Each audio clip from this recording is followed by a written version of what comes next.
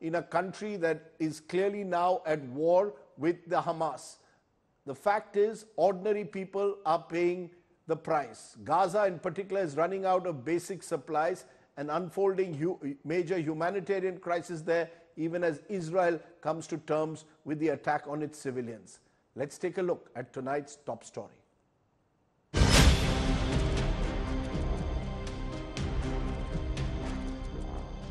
This is what is left of the port city of Gaza.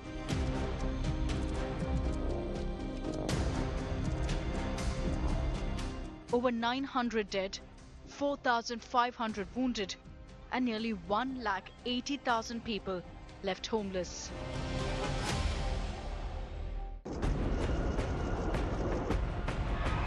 The ordinary Gazan is paying the price for Hamas's brutalities in Israel. With unprecedented airstrikes, the once bustling city now resembles a ghost town. Many Gazans fled from their homes, leaving everything they owned to get to safer points, knowing that the Hamas's atrocities would mean a hit back by Israel. People are now taking shelter in hospitals with just a bag of their belongings. Refugees in their own land. We were at our homes. Then we got information saying we have to leave our house immediately, to leave our neighborhood because it is under attack. We took ourselves, children and grandchildren and daughter-in-laws, and we ran away. I can say that we became refugees. We don't have safety or security. What's this life? This is not life. There's death everywhere, amid the rubble, on the streets and even in homes. After a night of airstrikes, it's become routine now for people to begin the painful hunt for their loved ones.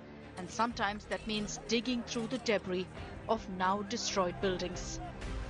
The body of a 4-year-old girl was pulled out from the debris, which was supposed to be a safe hideout.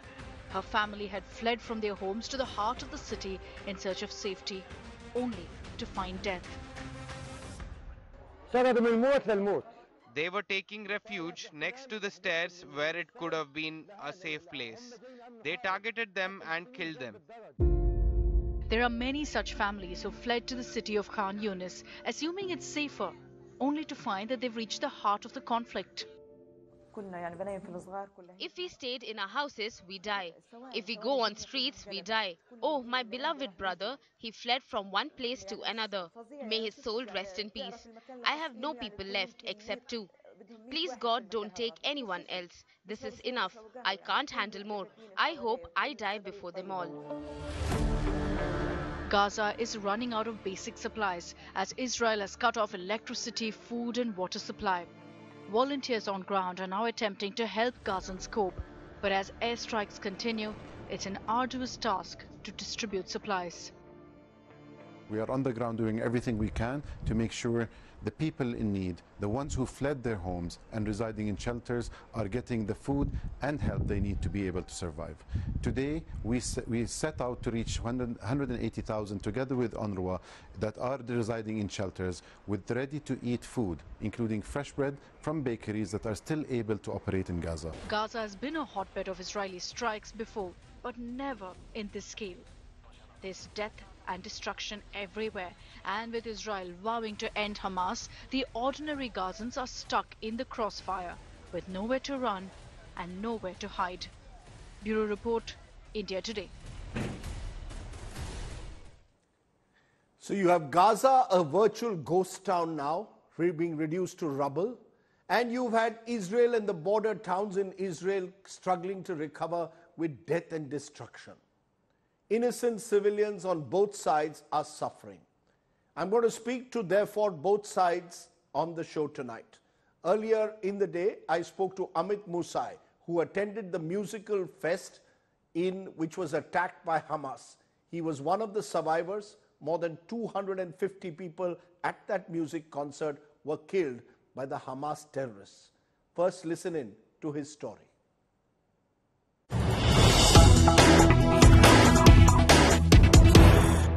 Joining us now today is a very special guest. I'm joined by one of the survivors of the carnage at the music festival wherein Hundreds of people were killed. I'm joined by Amit Musai. He is a survivor. Amit, thank you very much for joining us. First of all, words fail me to express our condolences, our deep sorrow. I'm sure you lost friends, but tell us exactly what happened on that fateful day when this music festival where you were at, Amit, was targeted. Thank you very much for having me, Rajdeep. We've attended a massive festival with 3,500 guests. Not all of them were Israelis, they were guests from all over the world to celebrate life, music, and peace and love. That is the goal of this music festival. The festival took place very close to the Gaza Strip. There was no fear among the party goers. As we've just enjoyed the music, we've enjoyed everything that was there. All the atmosphere was really superb, and the place was highly secured as well. There was a lot of police, a lot of security forces, ambulances, and everything necessary for such a massive event. Unfortunately, at around 6:30 a.m., the music suddenly stopped. We didn't realize what's happening. And we saw rockets in the sky. I've a video of that if you'd like to share. Once that we saw the rockets, we've done whatever we are trained to do here in Israel. So a rocket situation from Gaza, unfortunately, is quite common. And we took we lay on the ground, we've bended over, and we've covered our heads. We try to help to others to find shelter. But eventually we realized this is an ongoing situation. There's not going to be a cease in the stop in the rockets very soon, and we are very, very close to where the rockets are falling. So we've decided to go back to our campsite because this was a long festival. So many people have built tents. We took just our personal gear and ran to the vehicle. Unfortunately, many other attenders of the festival were not so fortunate, and they were just stayed there. While we were trying to take the vehicle, I am a tour guide in Israel, so I have some off-road driving skills, and I know my land. I know where to go when necessary. So possibly it's my skill that saved me as I was finding the way back to the main road and went to the opposite direction from where the terrorists came. En route, unfortunately, we saw at least one vehicle which was completely shattered. All the windows were blown, and we saw a dead body in that vehicle. We didn't realize yet that armed monsters made their way into the festival arena and started to shoot people that are dear to us. We finally found some shelter in Do a you know coffee at all place. how many people? Right. You found shelter in a coffee place, but how many people, Amit, were there? Do you have any idea just how big this group was, which had surrounded the festival? Because you said there were armed guards at the festival, so it wasn't as if there wasn't any security to the festival. So clearly these armed guards were overpowered by these terrorists, by the Hamas terrorists. Correct, sir. So the terrorists, when they arrived, they didn't came with just handguns. So when we speak about securing a festival in Israel, usually you would not see rifles with the security. You would see handguns because they are preparing maybe for a small situation, but nothing as big as we've expected. We were completely surprised. They've came with rifles. They've came with heavy weapons. If you have footage of the festival arena in the aftermath, you would see a lot of burn spots as they've used grenades and RPGs. Unfortunately, dear friends of mine, 3 of them, had met the terrorists somewhere en route. They were still on their way to the festival, as they decided to show up a bit later than when I did. We found their vehicle only, but we lost track of them. We don't know what happened to them. We have a very, very deep fear for their life, and we don't know what happened to them, as we found their car completely destroyed by bullet holes. and also there is an RPG missile that is just next to their car. Possibly it was shot on their car, but never managed to explode. So our friends are Adir and Shiraz Tamam. They are parents to two daughters in the ages of my own daughters. This couple are my best friends, and they are the second parents of my daughters. They are basically my family that now gone missing. They have another friend that was with them in the car. Her name is Celine. She's a mother to a 6-year-old baby, and now this baby has nowhere to get resources as he is breastfeeded. So most of the people at this festival, Amit, were they young people or were they across all ages at the festival when it was targeted by the terrorists? I would say that the average age of the party attenders would be 20 to 25. I am 40, but this is my music genre. Besides the security guards, a lot of the operators of the festival would be people in their 40s, some of them in their 50s. So I would say that the range of ages would be in this younger generation between the 20 and 40 years old people. Have you come to terms, you and your friends come to terms with what happened? You go to a musical festival to celebrate, and instead it becomes many of you become victims of a terror attack. We saw that in Mumbai in 26/11, where those who were sitting in restaurants were targeted. One moment you're sitting very happily chatting with friends, next moment you see blood spattered around you. Have you been able to at all come to terms with the horrendous nature of what happened that day? I think just in the recent days, I'm starting to realize what terror I've managed to escape from. It was a massacre over there. It was a massacre. And those people of Hamas, and it's the entire people of the Gaza Strip, I consider all of them Hamas because they support Hamas. Hamas is their ruling entity. You should imagine them like ISIS. You gave a good example on the bomb attacks and the terror attacks on Mumbai. But this was terrible. They were not there to take hostages. They were there to kill, and they've butchered bodies of people.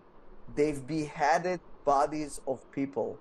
Mm-hmm. They have no shame because they are not human beings. To comprehend what I've experienced is a very hard process. Probably will take me my entire life. I would be processing what I've experienced. I've never been to such a situation, although I live in Israel and I know there are a lot of reports about happenings in Israel, but we haven't seen anything in the scale of this event before. This is something that never happened in Israel before. My hopes it would never happen in Israel again, because my faith is that we are strong. I know that India and the rest of the world is standing up with us, and we will destroy the terrorists in Gaza, which are supported by terrorists in Iran. We need peace to this Middle East. We cannot bear anymore those events. I cannot afford losing more friends.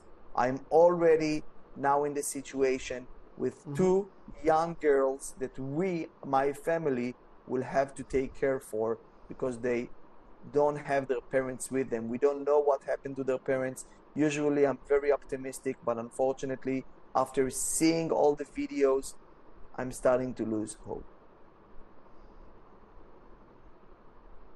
Well, how will you respond to Palestinians who will say, we've also suffered over the years, a lot of Palestinian civilians have lost their lives in Israeli action. What will you say to them? Even now as we speak, Gaza has been bombed, and the fear is many civilians are being killed there as well. What would you tell those who believe that they too have been victims of violence on the other side of the border? As we live in a modern world that is mostly led by democracies, the Palestinians had many years, decades, to build something in their territory. The Gaza Strip could thrive. They could have a beautiful life over there. But none of them was making any effort to build something. Look at Israel. We are a beautiful nation. We are leading the world high-tech industry. We are leading the world in so many other areas. Show me one thing that Gaza had done for this world, for the benefit of this world. Nothing besides of destruction. Look at what they teach in the schools which are being funded but the by the people in UN. Gaza, Amit, say that they live in an Amit, the people in Gaza say they live in an open prison. I believe all forms of violence that involves non-combatants should be condemned. The people of Gaza also have their own grievances, their own anxieties. Do you feel it's possible today for Israelis and Palestinians to live in peace and harmony after what you and others have gone through in the last few days? Is that possible? In the 40 years that I live, I was always a person of peace and love. I was always hugging other people. And I'm not against Islamic people. I'm not against Arabs. I have many Arab friends. I'm a tour guide. I'm collaborating with the Arab community here in Israel. But the people in Gaza identify as terrorists. They are terrorists. Hamas is a terrorist organization, and it should be deleted from this earth. There is no way for me to reach out for them anymore. I'm not willing to, because those people are growing up their kids to become terrorists. Who do you think were the terrorists that went into Israel? They grow up most likely in innocent families, but they chose this way of life. And since they are not taking down the Hamas regime as their leading entity, they are responsible to everything that happens to them today. My final question, who do you blame? Do you just blame Hamas? Do you also feel anger and betrayed by the Netanyahu government, the fact that there was a massive security intelligence failure? Are you someone today who feels betrayed both by your own government and angry with what Hamas did? I have nothing to say about the Netanyahu government currently, as we are basically broken to pieces here. We are trying to build again and to form a strong power against the Hamas. I would not blame Netanyahu. I'm not a fan of Netanyahu, that I must say, but the ones to be blamed are Hamas and their founders, which is Iran. You've just reported about the other front, Hezbollah in the north. There is not much different from the funding of Hezbollah and the funding of Hamas. Although one is Sunnite, the other is Shiite, they are both receiving their funding from Iran, which is scheming against Israel. They are scheming against the Jews, and it's an anti-Semitism that we see happening again. We always say never again here in Israel. Right. Will you ever again, Amit, go to a music festival, or has this scarred you for life? It's hard to answer this question right now.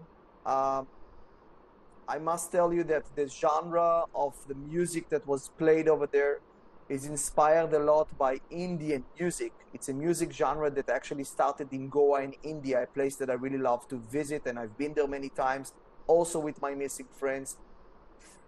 I believe that music can encourage us, so I don't think it's my home state. Stop attending festivals.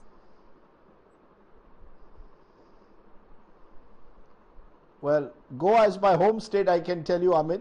And on behalf of Goans, of Indians, my sympathies, thoughts and prayers. I know that people have gone through unimaginable losses and grief in the last few days. You've come on our channel and spoken about all that you've gone through. I appreciate you joining me. Thank you so much, Amit, and more strength to you. And I hope and pray that peace returns on both sides of the border sooner rather than later. Thank you very much. Dandevat.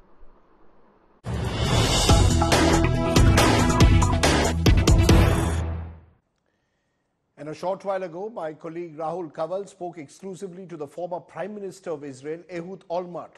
He asked, Mr. Olmert claims that Israel had the intelligence but failed to read it correctly because of their own arrogance. Listen in.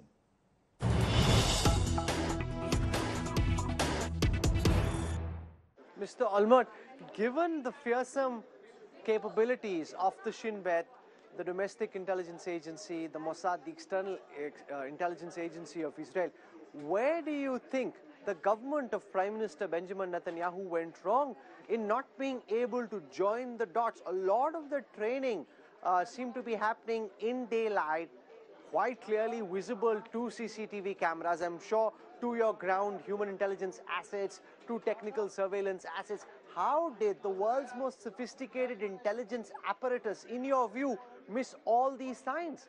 Question about the failure, or the appearance of failure, of one of the most sophisticated intelligence systems there are, which is the Israeli system. Israeli military intelligence, Israeli secret service, which are known to be really one of the best in the world. The truth is that we knew all the details. We saw everything. We saw all the preparations. Nothing was hidden from our eyes and the eyes of the very sophisticated cyber system that we have developed in Israel. We just were arrogant to believe that they can do it. So we saw all the preparations, and yet we said, they are not going to do it. I mean, this is just practice, this is just fooling out. They are not being able to accomplish what we see that they are training to do. And therefore, even in the last couple of days before the operation, we pulled out a military division from Gaza, from the nearby Gaza, and moved it into another area. And we have actually emptied all of the area from a major, robust military presence, which was based not on not knowing all the details of all kinds of preparations, but of the arrogance that we believe that no one will dare do what they seem to have prepared to do. But they did it, and we were caught in surprise. Okay, we've heard the Israeli position. Let's take a look at the Palestinian position, because remember, what we are seeing in the last 24 hours is Israeli retaliation in Gaza. Mustafa Barghouti, member of the Palestinian National Council, General Secretary, Palestinian National Initiative, now joins us from Ramallah. Appreciate your joining us, sir. This massive counterattack that Israel has launched in Hamas, how do you see the situation now in Gaza at the moment? Do you see this as some Gazans are calling it war crimes? The situation in Gaza is very drastic. It's a situation of total humanitarian crisis because Israel blocked all the roads to Gaza, blocked all the passages. They declared that they are going to prevent the supply of food, water, electricity, and medicine to the population of Gaza. Israel is taking 2.2 million people as hostages. These are civilians that have no access to basic life support. And Israel also declared that they will bombard any convoy that tries to bring food or medicine to the people in Gaza from Egypt. This is a very dangerous situation, but it is also combined with the Israeli airstrikes on the people of Gaza, which is very dangerous and very heavy and unprecedented. Around the clock, they are bombarding Gaza. Thousands and thousands of houses have been demolished and destroyed. More than 1,000 Palestinians have been killed by these airstrikes, and including 260 children who were slaughtered, as well as more than 170 women. The attacks continue on Gaza, and the destruction is terrible. People say that they have no safe space to go to.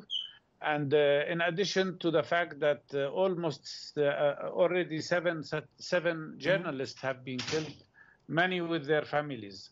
We have whole families completely erased. And Israel now is using prohibited weapons like white phosphorus, which is forbidden and it is causing terrible wounds in addition, of course, to the other atrocity. What worries us most, and this is my third point, is that Israel is declaring that they want to evict the people in Gaza to Egypt. That means they want to ethnically cleanse 2.2 million people. That is totally unacceptable. What Israel is doing there, encouraged by many Western governments, is practically violating not only international law, but also committing very serious crimes against the people of Gaza. But what are the options then for Palestinians, especially in Gaza? There are reports now the US is working on a human corridor to allow civilians to leave Gaza. Do you think countries like Qatar, for example, can mediate to try in some way de-escalate? Do you think any of this can help now, or is it too late?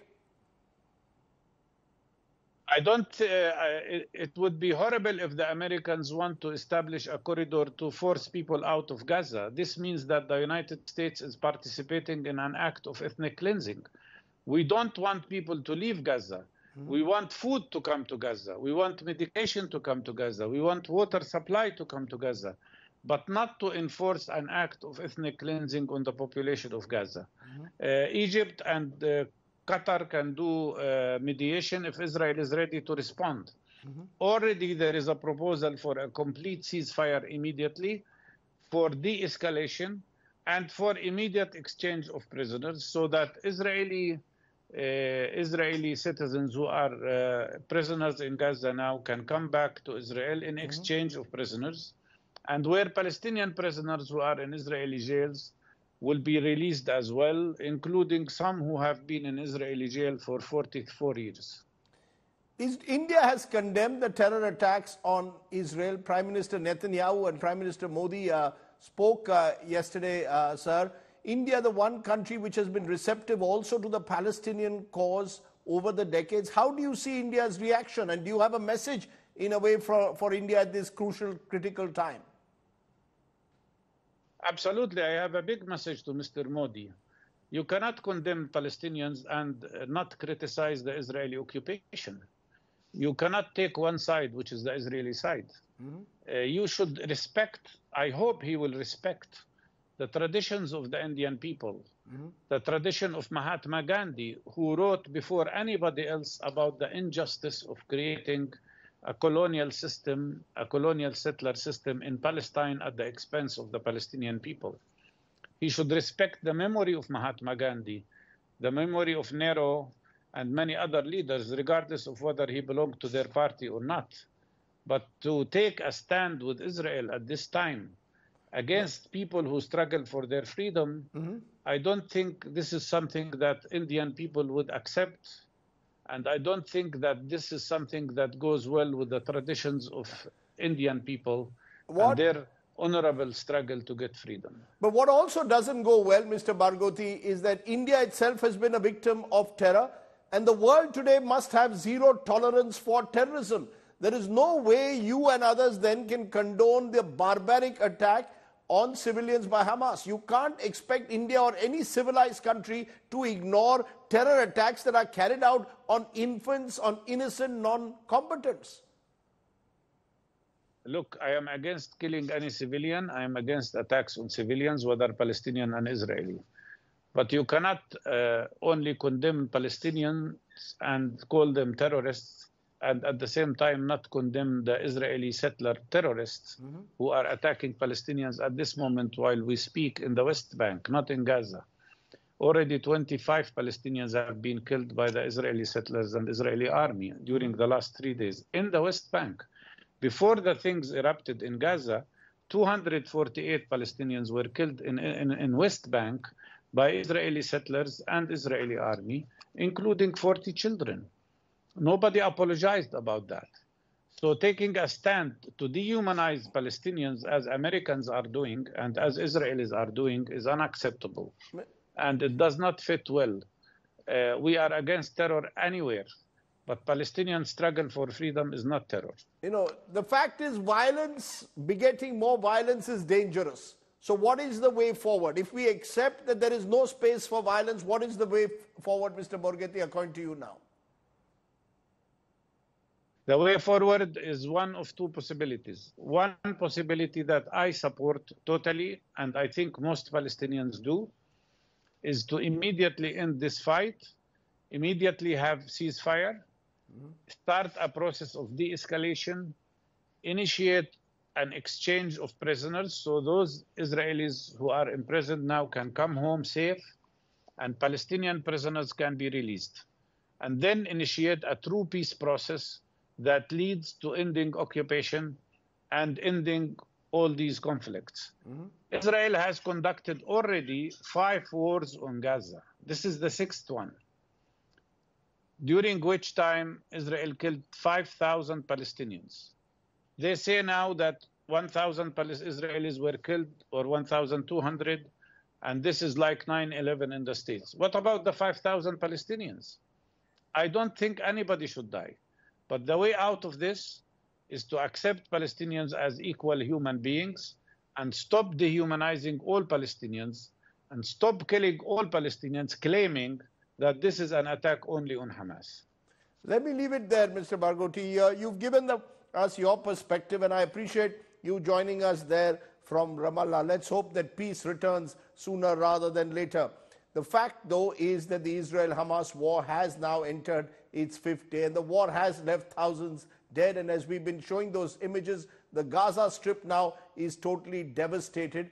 The Israeli military is also scrambling on 2 fronts. Apart from Hamas, Israel has also had exchanges of fire with Hezbollah. The world increasingly divided. Western nations standing with Israel, and most of the Arab world is fully supporting the Palestinian cause, with Iran seen to be a lead player in supporting Hamas. At this moment, I'm joined by a very special guest. Professor Bernard Heikel from the University of Princeton in the United States is in Riyadh at the moment. He's one of the world's leading authorities on the West Asian region. Appreciate your joining us, Professor Heikel. How do you see the events playing out now? Do you see this as brewing into an unprecedented conflict that could get bloodier and longer now? So first, hello, and thank you for having me. I don't think it's unprecedented. I mean, there's been several, wars between Hamas and Israel over, more than a decade. But the intensity and the ferocity of the attack is certainly unprecedented. The entry of Hamas into Israel proper and the killing of over 1,000 Israelis and the brutal murder of over 1,000 Israelis and and there's several thousand also injured. That's unprecedented. The complete breakdown in Israeli intelligence and military capability in blocking this invasion across the border is also unprecedented. And now what we're seeing is an Israeli reaction to this attack, and they're basically, from the latest news reports, they're flattening Gaza. And, many tens of thousands of people will die as a result of this. And it seems also that the Israelis don't care about the hostages, which is something they used to care about a lot before. At the moment, they've given up, I think, on the hostages, and they just want to destroy Hamas. In the process, of course, many, many thousands of Palestinians will suffer and die, just like many thousands of Israelis have already. But do you see, Professor Heikel, Hamas being destroyed? Just as Hamas's aim to destroy the Israeli state has never worked, do you think Israel now will retaliate in a manner that Hamas is finished?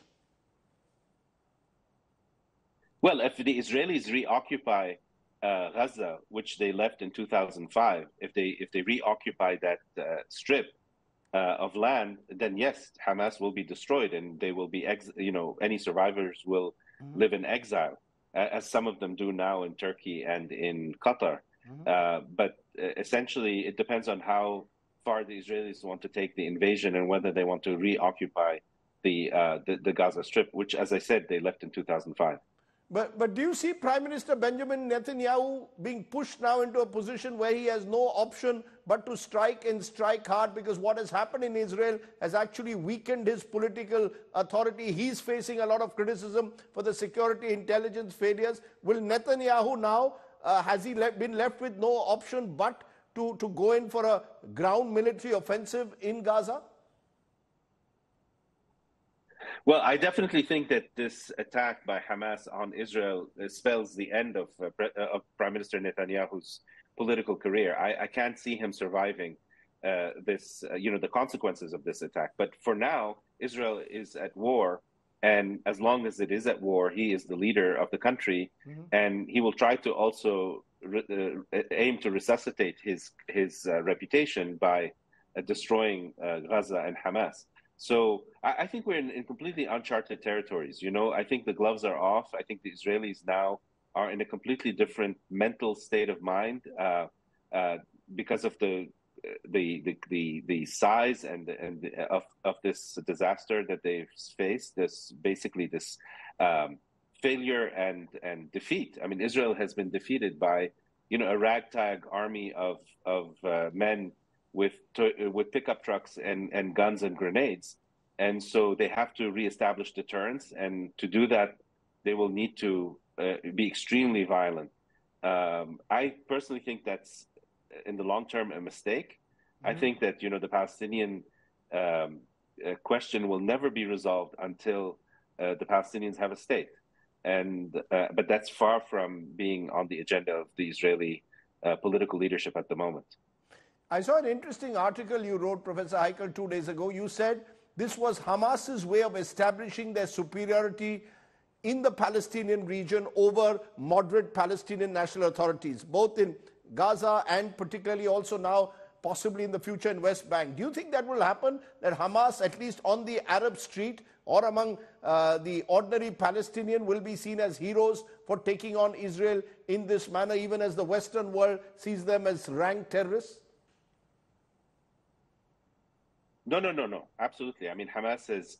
I'm speaking to you from Saudi Arabia, from Riyadh, and I follow, Arabs all over the Middle East, and everyone sees Hamas as heroes, or most people. I wouldn't say everyone, but many people see them as heroes for what they have done. And if they survive this onslaught by Israel, they will definitely have taken over the leadership of the Palestinian cause, and not least because also the Palestinian Authority, which is the authority that is officially recognized as the head of the Palestinians, is completely corrupt and inefficient and governs very badly and has lost most of its legitimacy in the eyes of Palestinians. By the way, there's one other aspect to why this happened. It's not just Hamas trying to take over the Palestinian cause and the leadership of the Palestinian cause. I think also Iran is very much involved in this attack, and Iran wanted to do two things. First, it wanted to have a big say in the question of Palestine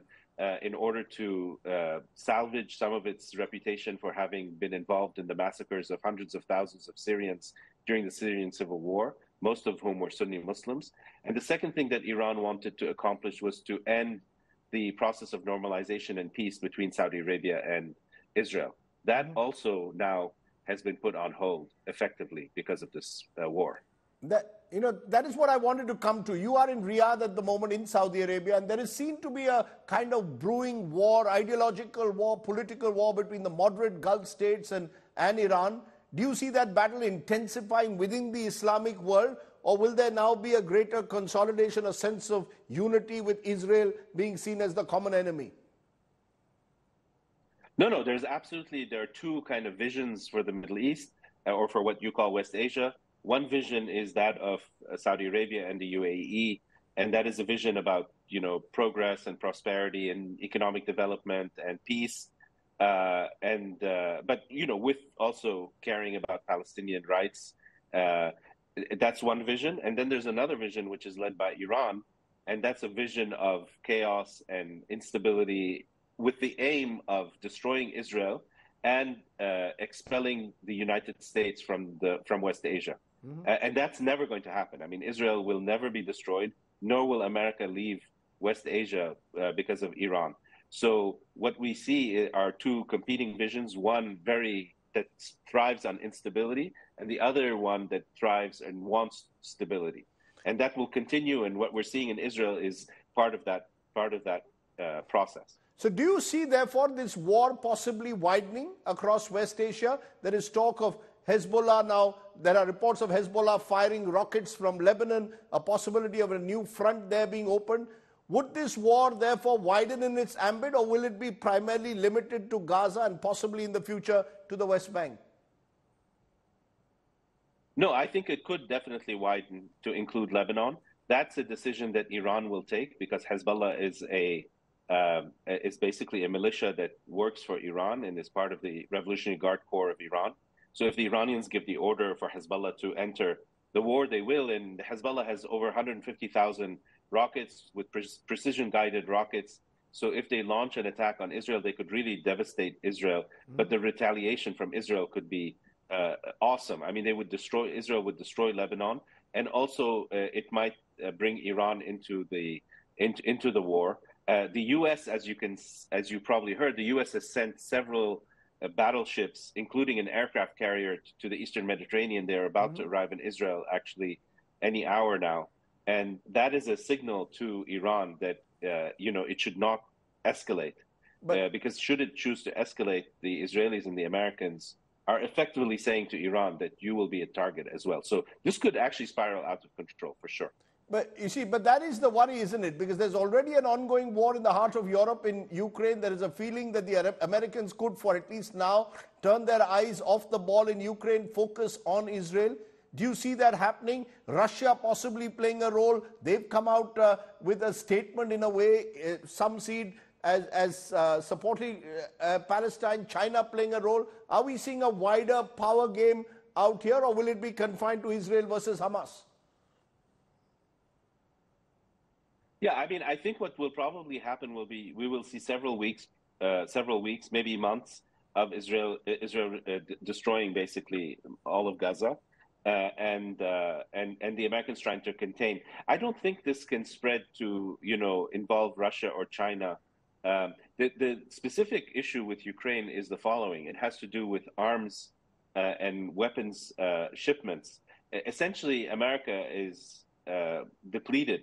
All its production has been going to the Ukraine, and if the Israelis now want also more weapons from the United States, America will have to choose between Ukraine and Israel, and so the real implication is whether they have sufficient weaponry for waging these battles or these wars in two different theaters of operation. I don't think, though, the Americans will get involved directly in the Israeli Palestinian dispute, because Israel doesn't need America's help, military help. It needs military equipment and weapons, but not American soldiers. And then if it widens more broadly to Lebanon, Israel can handle that as well. If it includes Iran, though, that's a whole other story. Then America would probably become involved. But where does all this leave the core Palestinian cause? Do you believe that's completely now pushed into the distance? Any hope of a peaceful resolution and a two-state solution? I think it has been pushed further back into the distance, unfortunately. I don't know how Hamas thought that they could, gain anything from this attack. So I don't see the Palestinian issue, unfortunately, being resolved at all, unless something dramatically changes in Israel, because you have to get the Israelis to agree. And at the moment, the Israelis are even more far to the right than they are to the center as a result of these attacks. Can I therefore ask you, in conclusion, an Indian perspective? In your view, how should India see what's playing out in West Asia? India has, of course, interests in terms of oil prices, and the concerns that we will have of a permanently destabilized region doesn't help us. Should India be seen, according to you, to take firm sides in this battle taking place between Israel and Hamas? I mean, look, it depends on how devastating the images are of the destruction of Gaza. So, if you have tens or hundreds of thousands of dead people, it's going to become very difficult, not just for India, but for all countries around the world, to have to decide whether they should condemn Israel for its action or overreaction, let's say. I think oil is only an issue if Iran is directly involved in the attack in some way or in the war. But Saudi Arabia has lots of spare capacity. It can produce a lot of oil to make up for any loss of Iranian oil, for example. So I think India, at the moment, as far as I understand, the Prime Minister of India has shown great support for Israel because of the tragic and horrific events there. I think India's interests are principally with Saudi Arabia and the UAE and the Gulf states, not so much with the axis of resistance and instability that is with Iran and in Syria and Yemen. So I think India's okay. India will be able to stay on the side of the Saudis, and I don't think you'll be affected by this. Net, in an area that you've written about, covered extensively, do you see this now to be a tipping point for another spell of destabilization, of explosions from time to time? And will Palestine remain fundamental in a way to this part of the world? Yes, I think that as long as the Palestinian-Israeli conflict is not resolved, you will have repeated episodes of instability and war and violence. I also think that Iran is a major source of instability in the region. It has all these non-state actors, these militias in Yemen and Lebanon, now in Palestine, as well as in Iraq, and it uses them to destabilize these societies. So I think that both the Iranian regime and the lack of resolution of the Palestinian conflict are both sources of deep instability in this region. Professor Heikel, for joining me there from Riyadh, Saudi Arabia, and giving us a sense of the bigger picture on what lies ahead. I appreciate you joining us there. We've tried to cover every dimension, as you've seen, on the show tonight, and we will continue to strive to do that, not just with this story, but every story. Let's turn to another of our top headlines tonight. A big abortion debate reigniting once again in the courts. Just one day after allowing the termination of a 26-week pregnancy, a Supreme Court bench halted the abortion today after an AIMS report suggested the child may have been born alive and an abortion would require feticide. Take a look. Shrishti Ojha tells you more. The Supreme Court of India today had a split opinion on the issue of termination of a 26-week-old pregnancy. Two female judges of the top court of the country differed in their opinions with regard to whether the petitioner, a 27-year-old woman, should be allowed to terminate her pregnancy. This was after the Supreme Court itself earlier this week allowed such termination, saying that the court acknowledges the bodily autonomy of the petitioner, who had explained that she was nowhere in a condition physically, mentally or financially to raise a third child. However, a day after the order, the centre approached Supreme Court yesterday, informing the court that the Medical Board of AIMS in a new email has said that termination of the pregnancy can only happen if it's preceded by feticide because the fetus is viable. The case was mentioned before the Chief Justice of India, D.Y. Chandrachud, yesterday, who, while deferring the termination for the time being, asked the centre to file a recall application of the earlier order. The case was heard in detail today by a bench of Justice Hema Kohli and Justice B.V. Nagaratna. The petitioner woman, who was herself present in the court, informed the court that she still wishes to terminate the pregnancy and she is not in a condition to take care of the child. Considering everything, while Justice Hema Kohli said that her judicial conscience will not allow her to permit such termination, Justice B.V. Nagaratna was of the opinion that the lady's choice should be respected. Since there was a difference in opinion between the two judges, the case will now be placed before the Chief Justice of India for constitution of a larger bench. In a situation like this, when time is of the essence and every day counts, it will be important to see how swift an action will the Supreme Court of India take and whether or not it will allow the woman's request to terminate her pregnancy. With camera person Ashwini from New Delhi, this is Shrishti Ojha, India Today.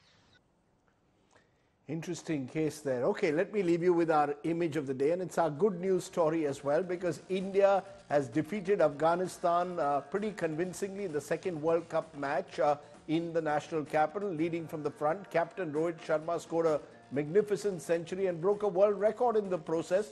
He has broken Sachin Tendulkar's record for the most number of centuries at World Cups, 7 and counting. Chase master Virat Kohli too scored his second 50 in this World Cup. With this win, India now set to meet arch rivals Pakistan on 14th October, full of confidence. That's a match the world will be looking at closely. For now, you stay well, stay safe. Our thoughts and our prayers for Team India. Bye for now. Good night. Shubh Ratri. Jai Hind. Namaskar.